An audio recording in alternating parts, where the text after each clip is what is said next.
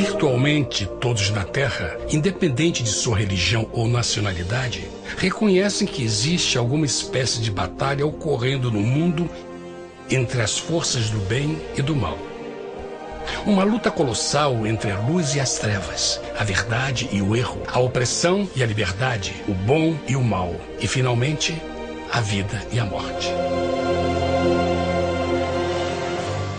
Qual é a história por trás deste evidente paradoxo? Muitas religiões, assim como a Bíblia, ensinam que além deste véu tridimensional do mundo físico que vemos, existe outro mundo espiritual que não podemos ver. Nesta realidade invisível ao nosso redor, se desencadeia uma batalha titânica entre o herói supremo e justo contra o vilão mais cruel e maligno. A grande pergunta é: quem são esses personagens e como e onde começou esta crise cósmica? Este é o maior mistério de todas as épocas e a história mais fascinante e verdadeira que jamais tem sido contada. Esta crise envolve cada pessoa sobre a Terra. Sim, cada pessoa.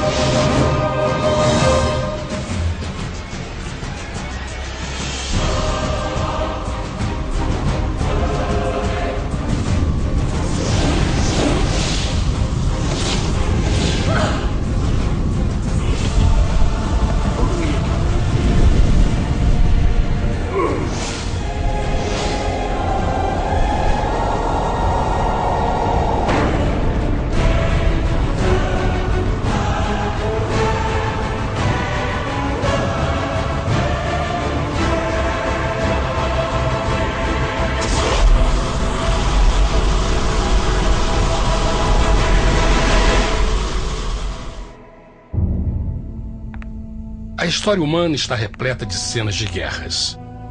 E todas as pessoas já experimentaram conflitos. Mas para entender a origem do mal, devemos viajar ao passado para a Primeira Guerra do Universo. Porque esta guerra não aconteceu na Terra. Antes que o nosso mundo existisse, houve uma guerra no céu. Mesmo as palavras guerra no céu soam como uma contradição. É quase inimaginável para nós que pudesse haver batalhas e conflitos entre as criações de Deus no paraíso. O que pode ter causado este conflito celestial? Graças a um livro antigo chamado Bíblia, temos detalhes suficientes para poder juntar as peças e desatar os nós. Mesmo que trágica, é uma extraordinária e bela história de amor que vai desde o princípio dos tempos até tocar pessoalmente a você, a mim e a cada indivíduo na Terra. Nossa história começa há muito tempo atrás na capital do universo. Em um lugar chamado Céu, que estava repleto de seres angelicais que amavam fazer a vontade de Deus.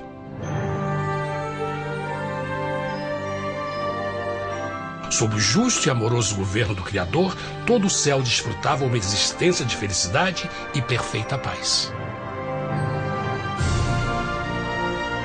O príncipe supremo do paraíso e comandante dos anjos era o poderoso e amoroso Filho de Deus, mais conhecido com o nome que adotou quando veio à Terra, Jesus. Ele tinha o mesmo propósito e pensamento com Deus, o Pai.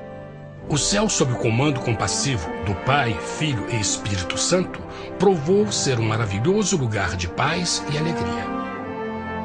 Para realizar as ordens de Deus, a Trindade estava rodeada de um oceano virtual de inumeráveis espíritos ministradores chamados serafins e querubins, mais conhecidos como anjos. Essas poderosas e inteligentes criaturas descobriram que a felicidade estava em cumprir as ordens do Todo-Poderoso. Mas Deus criou um extraordinário anjo para atuar como líder de toda a multidão celestial. A Bíblia nos diz que seu nome era Lúcifer, que significa portador da luz. Este querubim foi o maior ser criado por Deus e assumia a posição mais próxima do trono de Deus, estando diretamente sob a autoridade de Jesus. A tarefa de Lúcifer era difundir a luz e o conhecimento da vontade de Deus a todos os outros anjos. Lúcifer foi o mais esplêndido ser criado por Deus. Era extremamente bonito e dotado de enormes poderes de liderança e organização. Entre os anjos, ele foi muito admirado, respeitado e amado como amigo. Mesmo assim, Deus previu o mal que Lúcifer estava a ponto de introduzir no reino da luz. Cheio de sabedoria e formosura, de todas as pedras preciosas te cobrias. Tu eras o querubim, ungido para cobrir, e te estabeleci. No monte santo de Deus estavas. No meio das pedras afogueadas andavas. Perfeito eras nos teus caminhos, desde o dia em que foste criado, até que se achou iniquidade em ti. Quando Lúcifer percebeu a sua beleza e poder, seu coração pouco a pouco começou a mudar. Permitiu que seu enfoque se afastasse de Deus e direcionou seu amor para si mesmo. Talvez nunca saberemos completamente como e porquê estas sementes de rebelião germinaram em seu coração. Mas o profeta Isaías nos dá uma visão do pensamento de Lúcifer. Como caíste desde o céu, ó estrela da manhã, filha da alva! Como foste cortado por terra, tu que debilitavas as nações! E tu dizias no teu coração: eu subirei ao céu, acima das estrelas de Deus exaltarei o meu trono. Subirei sobre as alturas das nuvens, e serei semelhante ao Altíssimo. Lúcifer, aos poucos, começou a cobiçar o poder de Deus, mas não sua personalidade. Ao pensar em suas próprias habilidades e belezas extraordinárias, os perversos tentáculos do orgulho e vaidade congelaram sua mente. Este ressentimento e inveja fizeram com que ele violasse a lei sagrada de Deus e se rebelasse contra seu governo. Precisamos fazer uma pausa e esclarecer algo. Desde o princípio, Deus ordenou que as leis da física governassem o mundo material em que vivemos. Sem essas leis naturais, o universo seria um caos. Do mesmo modo, as leis morais de Deus sempre têm dado segurança e estabilidade ao cosmos. Alguns pensam que os 10 mandamentos não existiram, até que o Senhor os entregou a Moisés no Monte Sinai. Mas as Escrituras nos ensinam que os princípios das leis de Deus sempre existiram por toda a eternidade, pois são a base fundamental de seu reino de amor. Seguros todos os seus mandamentos, permanecem firmes para todo sempre e são feitos em verdade e retidão. Os 10 mandamentos são um resumo das características de um Deus de amor. Os primeiros 4 mandamentos descrevem quem é Deus, seu poder, seu território e autoridade. Os últimos 6 descrevem como é Deus, sua honestidade, sua pureza, sua fé. Todas estas coisas sempre foram verdade e sempre serão verdade. Agora, pela primeira vez na história da eternidade, Lúcifer começou a violar esses princípios perfeitos. Lúcifer sabia que se fosse compartilhar o poder e status de Deus, necessitaria de apoio. E deu início ao trabalho. Começou sorrateiramente a circular entre os outros anjos, plantando sementes de dúvida e descontentamento a respeito da liderança de Deus, ao mesmo tempo em que, sutilmente, revelava suas próprias virtudes. Ele insinuou que Deus abusava de seu poder divino e suas leis restringiam a verdadeira liberdade e felicidade de suas criaturas. Com seu raciocínio audaz e poder de influência, Lúcifer pôde persuadir a um grande número de anjos a se unirem para seu motim. Talvez se perguntem, como tantos anjos inteligentes puderam seguir esse desertor? Bom, lembrem que até esse ponto nenhum anjo tinha escutado uma mentira. E nesse primeiro estágio da rebelião, os anjos não perceberam a obsessão de Lúcifer em assumir a posição de Deus. Não sabiam que finalmente ele planejaria a tortura e o assassinato do Filho de Deus na cruz com a intenção de ocupar o seu trono. Estranhamente, Lúcifer pensou que poderia ocultar seus verdadeiros propósitos de Deus. Ai dos que querem esconder profundamente o seu propósito do Senhor e fazem as suas obras às escuras e dizem: quem nos vê e quem nos conhece?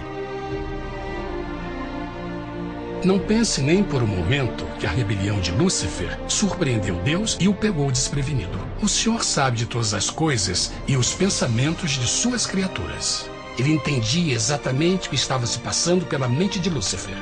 E piedosamente Deus advertiu o desgarrado anjo do perigo. Mas no final, o orgulho e a vaidade não permitiram que Lúcifer se arrependesse.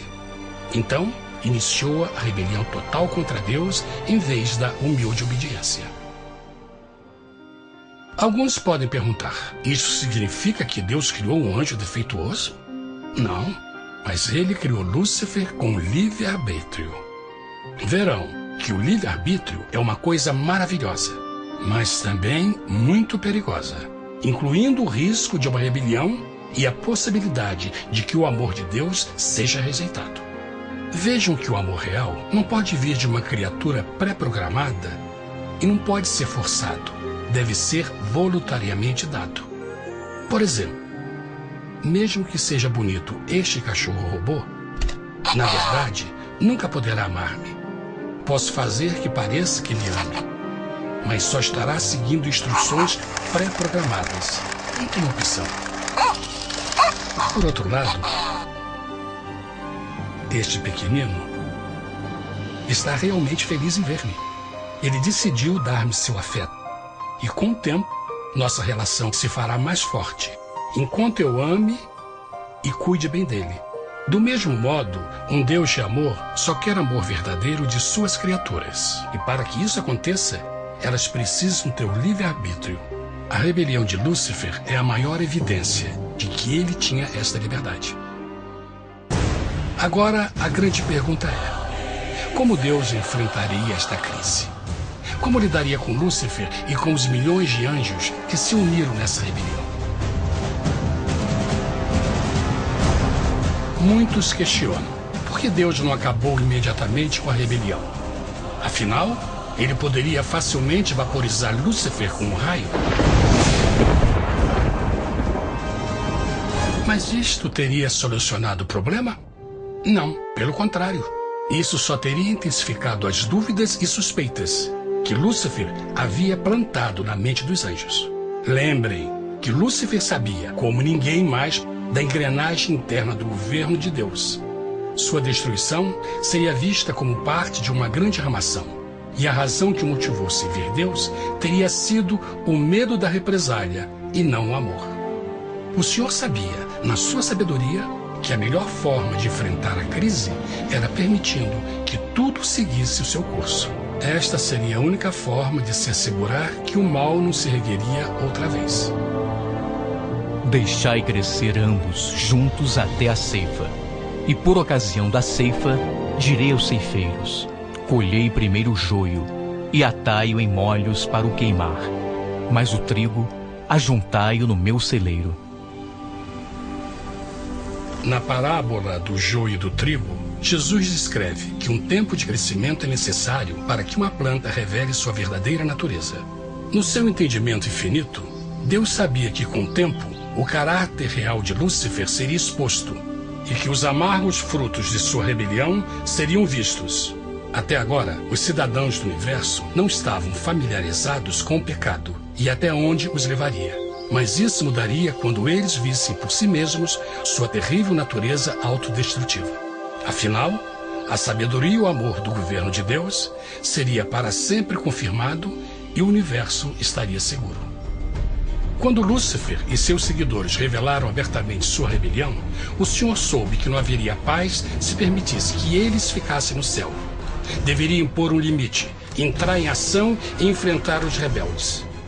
Mas Lúcifer e seus seguidores nunca sairiam por vontade própria ou pacificamente. O passo seguinte foi a guerra.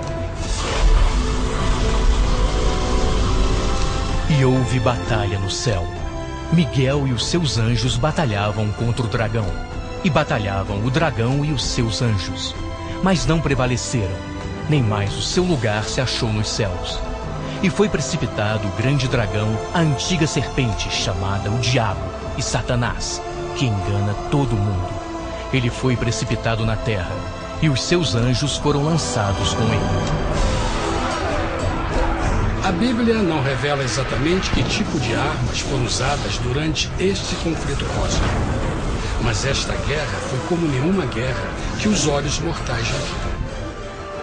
Apocalipse 12:4 nos diz que finalmente Lúcifer e 1/3 dos anjos de Deus foram expulsos do paraíso.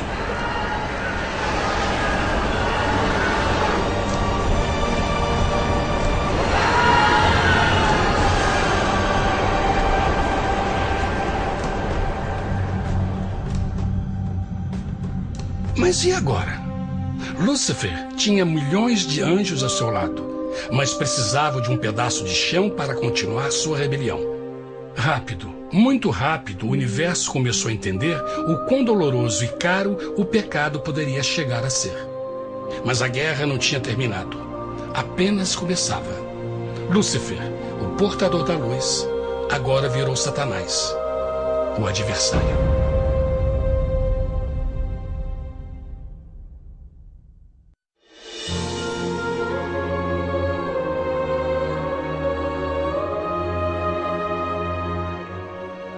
Depois da guerra no céu, Satanás e seus anjos caídos foram expulsos da corte de glória. Por um tempo, o diabo e seus demônios vagaram pelo universo buscando inutilmente mundos que se compadeceram e se uniram à sua rebelião. Enquanto isto, o coração de Deus sentia intensamente o vazio que deixou a perda de Lúcifer e seus anjos. Então o Pai, o Filho e o Espírito Santo retomaram seu trabalho favorito, o maravilhoso trabalho da criação. Decidiram fazer um mundo novo, pleno, com muita variedade e diversas criaturas de amor. Este novo mundo seria único, porque as criaturas principais seriam feitas à imagem de Deus. Para eles, o Senhor também daria o domínio deste planeta novo, que conhecemos como Terra. No princípio, Deus criou a terra. E viu Deus tudo quanto tinha feito, e eis que era muito bom. Que imagem maravilhosa! Deus forma um novo mundo, nosso planeta, Terra. E em cada maravilhoso dia da criação, algo novo e espetacular começa a fazer parte da cena. Por exemplo, no terceiro dia, Deus falou e uma linda e exuberante vegetação fez parte da existência. Plantas de todas as cores, formas e tamanhos. No quinto dia, o mundo estava repleto de espantosas e exóticas criaturas, que podiam tanto se elevar aos céus como deslizar pelas águas azuis. E outras podiam fazer as duas coisas. No sexto dia, houve a introdução de um grande número de animais terrestres. Desde o gigante elefante até o pequeno esquilo, cada um encontrou um lugar nesse novo planeta para viver em harmonia com o resto da criação. E também no sexto dia, Deus criou o homem.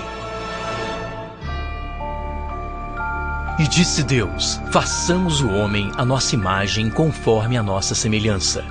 E formou o Senhor Deus o homem do pó da terra, e soprou em suas narinas o fôlego da vida, e o homem foi feito alma vivente.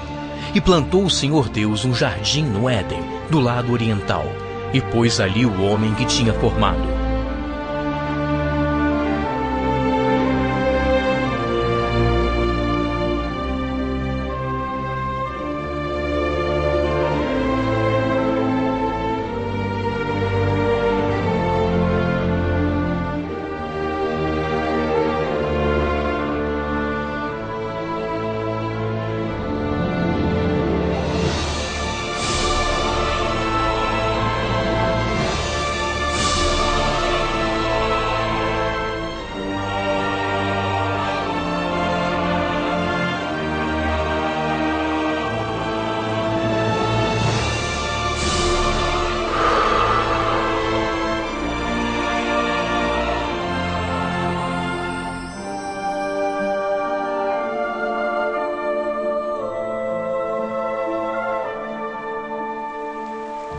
Mas que grande honra ser criado à semelhança de Deus, ser um indivíduo com liberdade de pensamento. No princípio, o homem não percebia a sua nudez. Provavelmente porque antes do pecado ele estava vestido de glória e luz.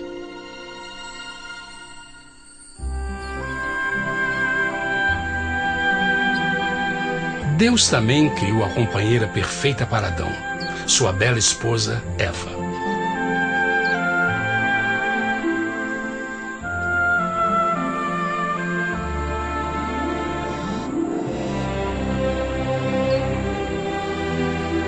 O feliz casal foi colocado em um magnífico jardim perfeitamente projetado para aumentar sua felicidade. Para Adão e Eva e as outras criaturas da terra, também foi dado o privilégio divino de procriar a sua própria imagem. A intenção de Deus foi que a raça humana tivesse domínio sobre este paraíso perfeito para sempre. Eternamente felizes e saudáveis, trabalhariam com a flora do jardim de Deus, enquanto desfrutariam o afeto e companhia de todas as criaturas sob seus cuidados. O ambiente que nossos primeiros antepassados experimentaram foi muito diferente do mundo de hoje. As rosas não tinham espinhos, os insetos não mordiam nem picavam, e os leões e as ovelhas brincavam juntos. Mas a grande bênção era os humanos viverem em perfeita harmonia com seu Criador. A cada 7 dias, Adão e Eva descansavam de seu prazeroso trabalho e gozavam de uma comunhão com a visita de seu Criador. Era um mundo esplêndido e maravilhoso. E esse estado de felicidade teria continuado eternamente se nossos primeiros parentes tivessem mostrado fidelidade com uma simples prova. Mas da árvore do conhecimento do bem e do mal, dela não comerás, porque no dia em que dela comeres, certamente morrerás. Visto que o adversário havia contaminado o universo com sua rebelião, o Senhor viu a necessidade de uma simples prova de amor e lealdade. Lembrem que os anjos bons acabaram de ver 1/3 de seus amigos serem expulsos do céu durante a guerra. Como estariam seguros de que esses novos humanos não se uniriam a Lúcifer e causariam problemas?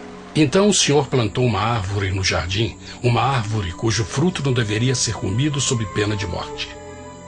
Ao passar por esta simples prova de obediência, Adão e Eva mostrariam a lealdade para com Deus e a fé em sua palavra. Ainda mais, era uma prova de amor. Por isso, Jesus disse em João 14, se me amais, guardais meus mandamentos. Mas alguém mais soube desta prova de fé e estava determinado a usá-la em seu favor. Satanás estava com inveja dos humanos que desfrutavam da bendita vida que ele perdeu. Sua feliz existência estava em total contraste com a sua, que agora estava cheia de culpa, pecado e miséria. Com ressentimento e raiva, não estava disposto a deixar o casal em paz, pois o pecado sempre buscará arrastar a outros consigo.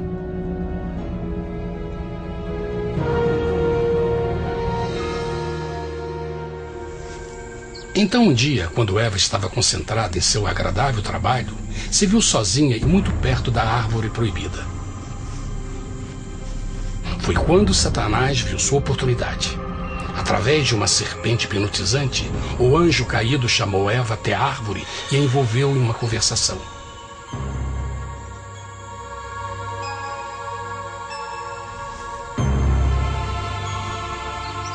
Suas palavras encantadoras foram cuidadosamente calculadas para gerar desconfiança a Deus.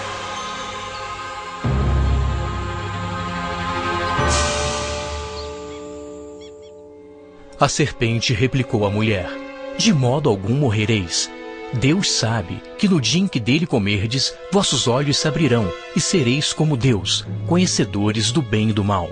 A mulher notou que a árvore era boa para comer, pois era atraente aos olhos e desejável para alcançar sabedoria.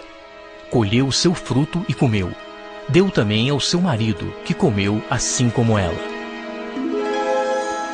Tragicamente, quando Eva escutou a suave e sedutora voz do tentador, começou a ter certas dúvidas da palavra de Deus. A serpente enganou-o com a promessa de grande poder e sabedoria. Isso chamou sua atenção. Além disso, aparentemente um fruto deu à serpente a habilidade de falar. Que outros poderes poderia dar a ela? E mesmo tendo acabado de conhecer a serpente, ela confiou em sua palavra acima da de Deus, quem a criou, e lhe deu um paraíso para viver. Então Eva comeu o fruto proibido e convenceu seu esposo a fazer o mesmo. Adão poderia ter escolhido ser fiel a Deus, mas colocou seu amor pela esposa acima do seu amor por Deus. Quando os nossos primeiros parentes mostraram lealdade ao inimigo, o domínio da terra foi tomado por Satanás. Não sabeis que, vos oferecendo a alguém para lhe obedecer, vos tornais escravos daquele a quem obedeceis? Ninguém pode servir a dois senhores. Este mundo agora seria o último campo de batalha entre o bem e o mal, e o coração de cada homem e mulher seria o prêmio. Adão e Eva não se deram conta desse tempo, mas seu momento de desconfiança e desafio abriria as comportas do sofrimento de milhões de pessoas durante milhares de anos.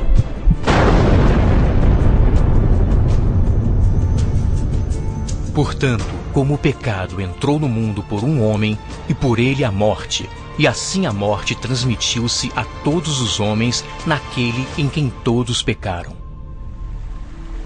Nossos primeiros parentes logo enfrentaram o terrível resultado de seu pecado. Em estado santo, Adão e Eva resplandeciam com túnicas de glória. Depois de pecarem, suas túnicas naturais de luz se desfizeram e eles ficaram mortificados com a sensação de sua nudez. Vergonha e temor tomaram o lugar de sua alegria e paz e trataram de cobrir sua nudez com folhas. Agora eles se encontravam sob constante influência do diabo. Ao ceder à tentação, debilitaram sua natureza.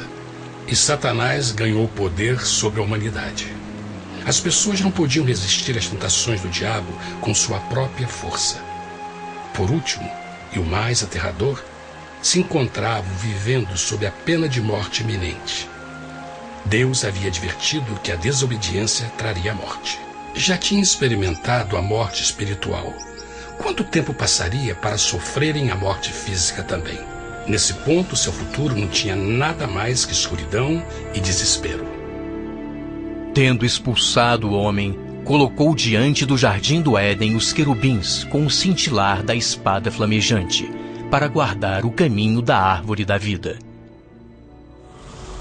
Como o pecado provocou a expulsão dos anjos caídos de seu lar celestial, agora pela desobediência, Adão e Eva foram tirados de seu jardim, seu lar no paraíso. Tudo à sua volta estava mudando rapidamente, e a humanidade se encontrou suscetível às dores, doenças e finalmente à morte. Até os animais e plantas estavam infectados pela terrível maldição. Os espinhos e cardos agora pareciam árvores e flores, e os animais que antes eram gentis começaram a se matar e a devorar uns aos outros. O pior resultado foi que o pecado separou a humanidade de Deus. Mas vossas iniquidades cavaram um abismo entre vós e vosso Deus. São vossos pecados que ocultaram de vós sua face, para não vos escutar. Na criação, foram dados a Adão e Eva a honra de falar com os anjos, e até com o Filho de Deus cara a cara. Mas Deus é tão puro e santo que nenhum mal pode existir na sua presença. Agora que os primeiros humanos tinham pecado, Deus afastou sua santa presença deles para a sua própria proteção. O pecado tinha queimado uma parte da alma do homem que já não podia ver a dimensão espiritual. Deste momento em diante, a comunicação com o céu seria limitada. Mesmo com todas estas maldições caindo sobre Adão e Eva, o coração do Senhor se encheu de compaixão. A lei que haviam violado não poderia ser alterada para salvá-los, pois é tão sagrada e imutável como Deus mesmo. O Senhor sabia que havia só uma maneira na qual o homem podia se redimir. Então um plano foi revelado, nascido do fundo do coração de Deus. Um plano para salvar o homem de seu encontro com a morte eterna e restaurar tudo que estava perdido com o pecado. Seria de grande intensidade, alcance e poder. mas seria um plano que também implicaria num enorme sacrifício. O amor de Deus para conosco se manifestou por ter enviado ao mundo seu Filho unigênito, a fim de vivermos por ele. Nisto consiste o amor, não em termos nos amado a Deus, mas em ele nos ter amado e enviado seu Filho para se sacrificar por nossos pecados. As Escrituras claramente ensinam em Romanos 6:23, o custo do pecado é a morte. A lei violada demandava a vida do pecador e só tinha um em todo o universo qualificado como substituto da humanidade. O Criador só podia pagar a dívida de suas criaturas tomando seu lugar. Então Jesus Cristo, o Filho de Deus, concordou em deixar a pureza, glória e segurança do céu. Ele viria para morrer em nome do homem em seu malvado e renegado planeta. Ele nasceria como um inocente e indefeso bebê, suportaria uma vida de dor e vergonha e mesmo assim viveria uma perfeita e vitoriosa vida. Finalmente, ele teria uma morte humilhante para poder ser o substituto da humanidade caída. Por seu sacrifício, a humanidade incrivelmente receberia uma nova oportunidade de ter a vida eterna. Seu sangue seria o resgate para um mundo raptado por Satanás. Este maravilhoso plano de redenção foi graficamente ilustrado no sistema de sacrifício de animais ordenado por Deus depois da queda do homem. O Senhor tinha avisado Adão e Eva que iriam morrer no dia em que comessem do fruto proibido. E como que permaneceram vivos? A Bíblia nos diz que imediatamente depois do pecado, Deus providenciou roupas na forma de peles de animais. É bom notar que o Apocalipse se refere a Jesus Cristo como a ovelha que foi morta desde o princípio do mundo. Isso indica que uma ovelha foi sacrificada no mesmo dia para prevenir suas mortes imediatas. Pela fé, neste sacrifício, suas mortes foram simbolicamente transferidas deles para a criatura inocente. A ovelha certamente era a representação de Jesus. Assim, um raio de esperança foi dado em uma situação de escuridão e desespero. Através do arrependimento e a fé no sangue do Messias, qualquer humano poderia uma vez mais ser filho de Deus. Mas mesmo com este grande plano para a humanidade, Satanás ainda tinha o domínio da terra. E a vida na terra não estava fácil.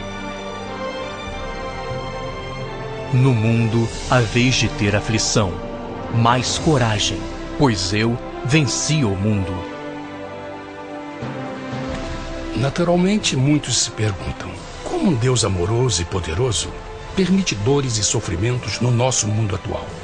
Mas está claro desde o Gênesis que Deus nunca quis que nós tivéssemos o conhecimento da dor dessa vida. Quando o mundo saiu das mãos de Deus, a terra era um maravilhoso paraíso. Foi o pecado de Adão e Eva que deu a Satanás o direito de assumir o controle deste planeta. Devido à sua trágica eleição, o diabo e seus súditos ganharam o poder de tentar e atormentar os humanos, introduzindo a doença, a dor e o sofrimento. Talvez fosse melhor perguntar: por que Satanás não tem o controle total da humanidade? A resposta é Jesus Cristo. Talvez já perceberam que a morte de Jesus na cruz deu a cada um de nós a oportunidade de sermos salvos, mas na verdade fez muito mais do que isso. Quando o Salvador ofereceu sua vida para redimir a terra, esse ato poria restrições ao controle de Satanás sobre a humanidade. Satanás não poderia forçar nossa vontade e seu poder de nos ferir seria limitado. O sacrifício de Cristo também nos trouxe um tempo de prova, durante o qual poderíamos ver a diferença entre o governo de Deus e o de Satanás, e então decidir a quem servir. Finalmente, pelo sacrifício que fez Jesus, o reino de Satanás chegará ao seu final, e um dia a terra será devolvida ao homem mais maravilhosa do que era no princípio. Mesmo Adão e Eva tendo começado suas vidas como exilados do paraíso, ainda tinham esperança. Deus providenciou peles de animais sacrificados para se cobrirem.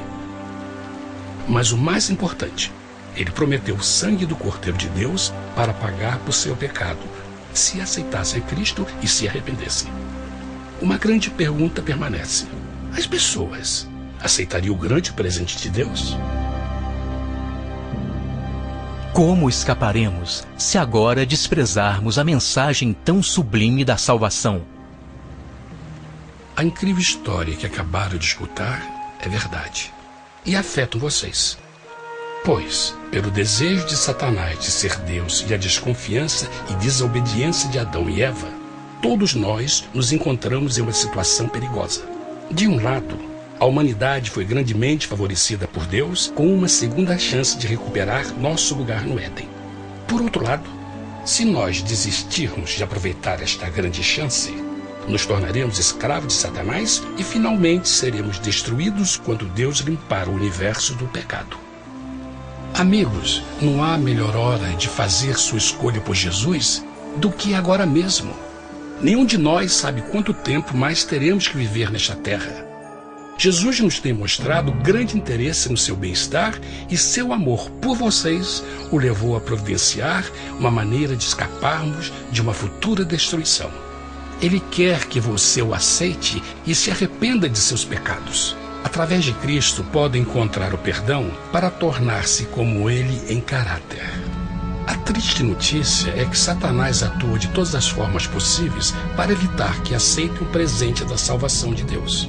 Devido à nossa rotina da vida, o amor ao dinheiro ou alguma outra distração fascinante, ele trabalha para manter a todos ocupados e afastados do que, na realidade, mais importa, sua salvação eterna. Para que entenda a realidade da situação e que se você não escolhe a Jesus por omissão, está escolhendo a Satanás.